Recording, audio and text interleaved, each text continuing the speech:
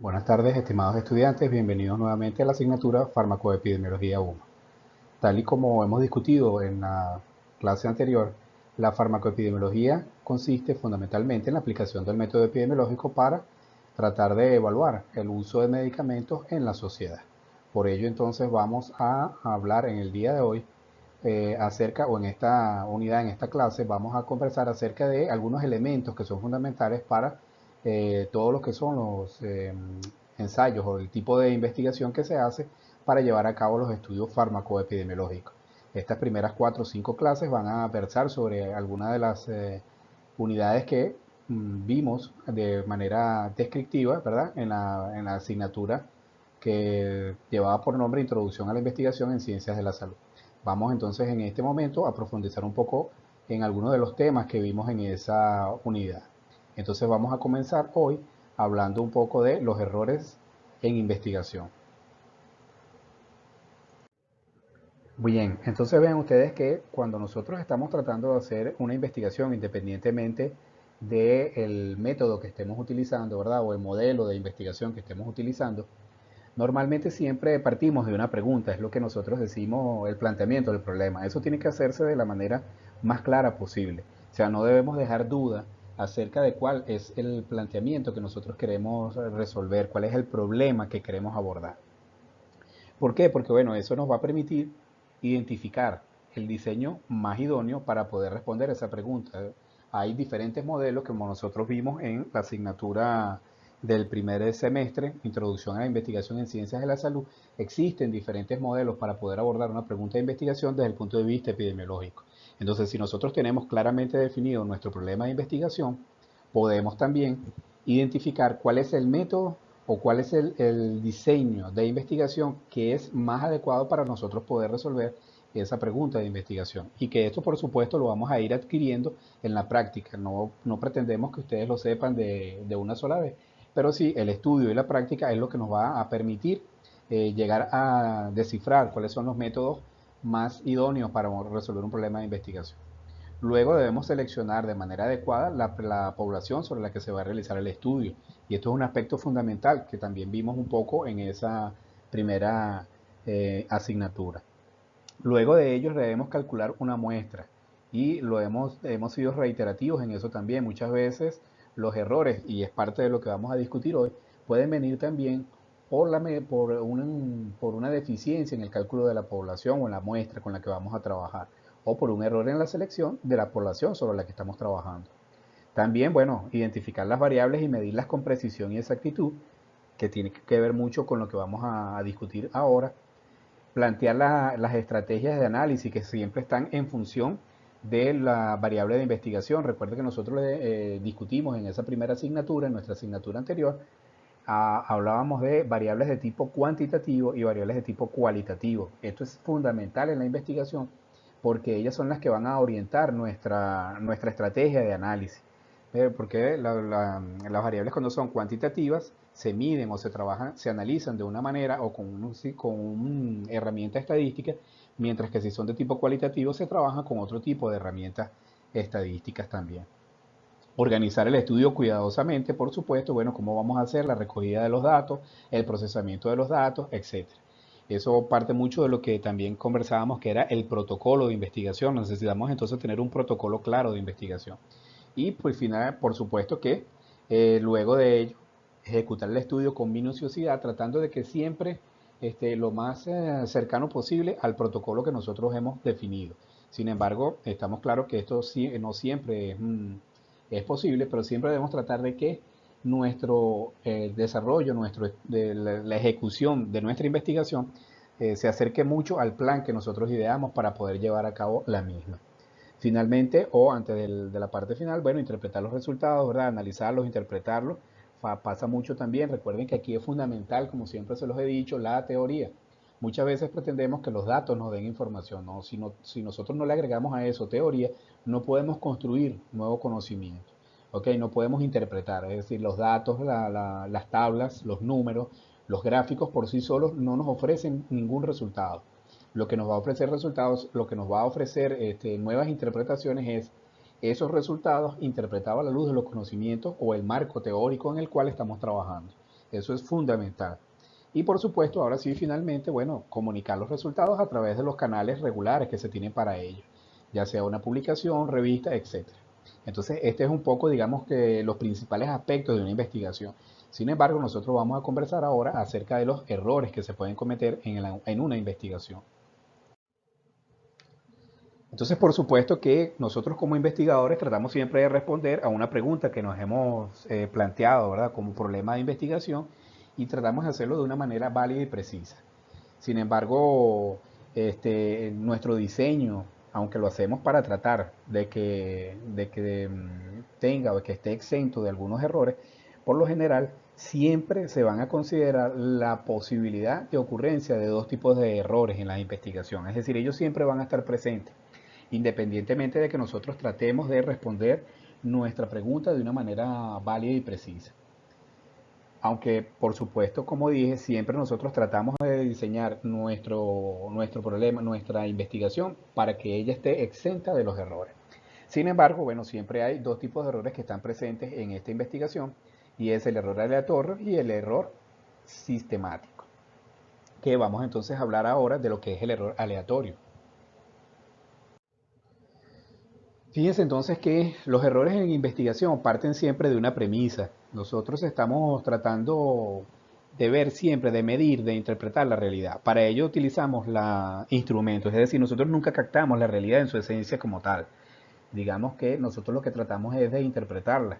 Por ejemplo, cuando medimos la temperatura, estamos midiendo la temperatura del medio ambiente, pero fíjense que existen muchas variables, por ejemplo el viento, la altitud, eso va a modificar. Entonces nosotros lo que hacemos es una interpretación que se acerca mucho a la realidad. Entonces vemos que ahí siempre lo que tratamos es de que el valor observado, ese que nosotros medimos, que es siempre el valor observado es lo que nosotros determinamos, ese valor siempre es una interpretación de lo que sucede en la realidad. Lo que debemos tratar de hacer es que la diferencia entre el valor real y el valor observado sea siempre mínima, pero siempre va a existir, ¿verdad? Porque evidentemente nosotros estamos siempre utilizando, haciendo una medición, valga la redundancia, mediada a través de, es decir, utilizamos un instrumento. Y entonces evidentemente siempre va a haber una interpretación y siempre hay, eh, digamos que puede haber la introducción de errores involuntarios entre ese valor observado y ese valor real. Entonces, como veníamos hablando, nosotros lo que hacemos es que tenemos hallazgos del estudio y lo que tratamos es que esos hallazgos del estudio, el valor observado que nosotros tenemos en nuestro estudio, siempre se aproxime a la verdad de la realidad. Pero repito, como dijimos hace un momento, siempre habrá una pequeña diferencia. Nosotros lo que tenemos que hacer es o tratar de que esa diferencia siempre sea lo menor posible, ¿verdad? ¿Por qué? Bueno, porque parte del hecho de que estamos trabajando, no podemos medir la realidad directamente, sino que tenemos que hacerlo a través de, o es decir, mediada por instrumentos. Estos instrumentos pueden aportar cierto tipo de error. Pero repito, nosotros debemos tratar siempre de que esa diferencia entre la verdad y el hallazgo sea mínima para que el estudio tenga validez, que es algo que vamos a explicar más adelante. Entonces, vean lo que nosotros estamos diciendo. Es decir, ¿de dónde pueden venir los errores en la investigación? Primero, del tamaño de la muestra, que fue algo que les dije al principio, es decir, la muestra también. Primero, de seleccionar la población adecuada, con qué estamos trabajando. Y además de eso, seleccionar un tamaño de muestra que permita realmente encontrar la diferencia o que me permita, ¿verdad?, dar respuesta a la pregunta de investigación que yo me he planteado o al problema de investigación que yo me he planteado. Pero también otra fuente de error puede ser el observador. Nosotros también como observadores podemos estar haciendo una medición que pudiera estar sesgada. ¿Por qué? Porque nosotros estamos tratando de influir en esa medición. Es una posibilidad, lo vamos a explicar más adelante. Y otro puede ser proveniente del instrumento, un instrumento mal calibrado o un instrumento que no es adecuado para medir lo que yo quiero medir realmente. Esto sucede mucho sobre todo con las encuestas, por eso es que es fundamental. Hacer una encuesta no es una tarea sencilla. Elaborar el instrumento que es la encuesta como tal no es una tarea sencilla, porque precisamente puede ser una fuente de error para nuestra investigación. Entonces, el error aleatorio ocurre tanto por el hecho de que trabajamos con muestras de individuos y también por la variabilidad inherente al proceso de medición de las variables que están ahí en esa población, en esa muestra particularmente. Entonces eso puede ser debido al instrumento de medida que utilizamos o la propia variabilidad biológica de la persona o por la debida del observador, que ya lo hemos dicho, ¿verdad? Entonces, lo que debemos tratar de hacer es minimizar ese error. Por ejemplo, fíjense ustedes que si nosotros, tomando un ejemplo de Argimón, si nosotros quisiéramos analizar mmm, una característica particular de una población y tomamos un 10% de unas historias clínicas, si nosotros conseguimos que 4 de esas 10 historias clínicas, ¿verdad?, presentan la característica que nosotros estamos evaluando, significa que entonces hay un 40% en esa muestra que nosotros tomamos. Pero sí, entonces cada uno de ellos representa un 10%, ¿sí? Pero si hubiésemos tomado 100 muestras, es decir, si aumentamos nuestra muestra y vemos que tomamos 100 muestras y seguimos teniendo solamente 4, fíjense ustedes entonces que ahora el porcentaje es del 4%. Entonces, esa diferencia que hay entre el tamaño de la muestra me puede hacer una variabilidad en la determinación de la característica que yo estoy midiendo en la población. Entonces, este es un ejemplo de una manera sencilla de cómo el tamaño de la muestra pudiera afectar la medición de lo que nosotros estamos planteando, ¿verdad? Entonces, esta posibilidad, por supuesto, es mayor en cuanto menor es el tamaño de la muestra, ¿sí? Entonces, por eso debemos tratar de definir claramente y de seleccionar una muestra que sea siempre adecuada. Entonces, el error aleatorio también se puede producir al medir las variables. Por ejemplo, las cifras de presión arterial presentan una variabilidad muy grande. Para poder medirla, para tratar de diferenciar, para minimizar el error que se puede presentar en esta variabilidad de la presión arterial, una manera es medirla más de una ocasión. Por ejemplo, tomar en vez de una sola medida, tomarla 3 veces. Y además de tomarla 3 veces, entonces se hace el promedio. También medirla en diferentes momentos del día. Eh, y lo otro que tiene que ver es tratar de que la medición la haga una misma persona. O sea, si nosotros estamos haciendo un estudio, fíjense que lo que yo les decía al principio, las fuentes pueden ser de la muestra, del observador o del instrumento. Entonces, en este caso, en el ejemplo de la presión arterial, no solamente es la variabilidad que puede presentar la presión arterial a lo largo del día. Entonces es tratar de medirla a una misma hora, por ejemplo, a todos los sujetos de una misma muestra, sino también el instrumento que estamos utilizando. Entonces se debe calibrar muy bien y se debe calibrar para cada medida. Por ejemplo, si nosotros citamos a los pacientes de un estudio para tomarle la presión arterial, antes de eso debemos, perdón, hacer la calibración del instrumento y la persona que va a tomar la medida de presión arterial debe ser la misma para no introducir entonces medidas diferentes de personas diferentes, porque eso pudiera traer pudiera incrementar el error en la observación de las medidas de presión arterial. Entonces, fíjense que son estrategias para tratar de minimizar los errores.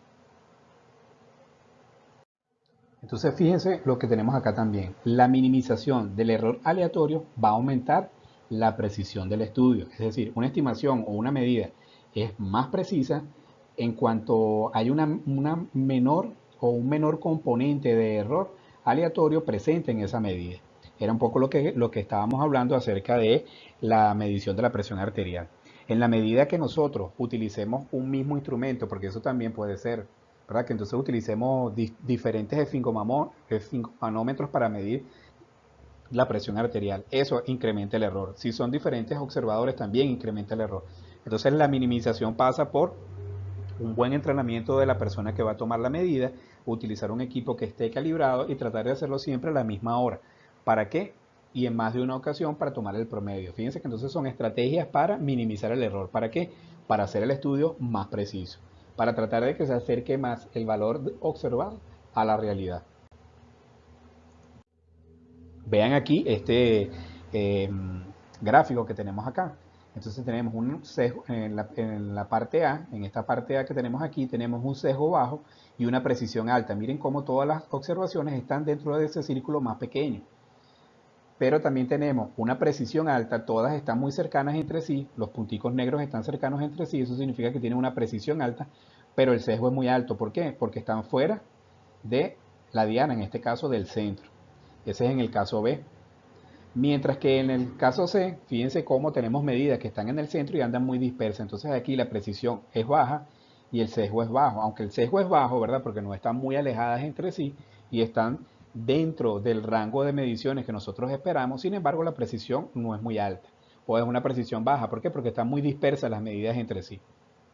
Y aquí vemos que la precisión y el sesgo son altos. ¿Por qué? Bueno, porque la precisión, las medidas entre sí no se encuentran cercanas unas a otras y además están fuera de lo que nosotros queremos, en este caso, que son los círculos concéntricos que representarían las medidas que nosotros estamos buscando. Entonces vean ustedes aquí la relación que existe entre el sesgo y la precisión. Por eso entonces es importante tratar de que tenga el menor sesgo posible en nuestro estudio para que sea lo más preciso posible. Entonces, repasando también, esto ya lo habíamos visto, ¿verdad? Fíjense que nosotros diríamos, aquí tenemos, cuando la hipótesis nula, recuerden que esto es para el análisis estadístico de las medidas o de las observaciones que nosotros estamos haciendo. Entonces, si estamos trabajando con un estudio comparativo, pudiéramos cometer errores, ¿verdad? Un error tipo 1 o un error tipo 2. El error tipo 1 tiene que ver con lo que se conoce como el error alfa. Es cuando la hipótesis, ¿verdad? Nosotros decimos que la hipótesis nula es falsa, la probabilidad de cometer error tipo 1, cuando la hipótesis nula es cierta, pero nosotros decimos que es falsa. Ahora, si la hipótesis nula es falsa y nosotros decimos que es falsa, pues no hay error. Pero si la hipótesis nula es cierta y nosotros decimos que es cierta, pues no hay error. Pero si la hipótesis nula es cierta, pero nosotros decimos que falsa, cometemos el error tipo 2 o el error tipo beta que se conoce, ¿verdad? Entonces fíjense que esta es la realidad, es cierta, nosotros decimos que es cierta, esto es lo que nosotros decimos, este es el estudio, ¿verdad? Fíjense, por eso está acá el estudio. Si nosotros decimos que es cierta y la realidad es cierta, pues no hay error. Si decimos que es cierta, pero la hipótesis en la realidad es falsa, cometemos el error tipo beta. Repito que esto hay que, por supuesto, procesarlo con más calma, con más cuidado para poder interpretar correctamente estos resultados. Entonces el error aleatorio tipo 1 y tipo 2, con el error tipo 1 se concluye que existe una diferencia significativa cuando en realidad no la hay. Es decir, se rechaza la hipótesis nula siendo verdadera. Recuerden que la hipótesis nosotros siempre en el análisis estadístico, siempre, reitero, nosotros lo que estamos es validando o contrastando la hipótesis de no diferencia, la hipótesis nula, es decir, entre una población y la otra no existen diferencias o no hay diferencia en los valores en referencia a una característica particular. Por eso es una hipótesis de contraste que llamamos. Y siempre, como les repito, siempre estamos trabajando con la hipótesis nula, de no hay diferencia entre el grupo experimental y el grupo control. Eso es lo que queremos decir. Entonces, en este caso, si decimos que hay un error tipo 2 o si conseguimos un error tipo 2, admitimos como cierta la hipótesis falsa, una hipótesis falsa, y se concluye que existen diferencias significativas cuando en realidad sí las hay. Es decir, se acepta la hipótesis nula siendo falsa. Repito, esto hay que leerlo con calma porque evidentemente parece un trabalengua y uno siempre tiende a confundirse. Entonces, recuerden que cuando estamos en el error tipo 2, ¿verdad? El error tipo beta, nos permite calcular la potencia del estudio. Esto es un poco de repaso de lo que vimos en nuestra clase de la introducción a la investigación en ciencias de la salud, que tenía que ver con el análisis estadístico. Entonces, bien, pues continuamos en la próxima clase. Vamos a hacer un corte aquí en esta lámina para pasar a el error sistemático que vamos a ver próximamente. Buenas tardes.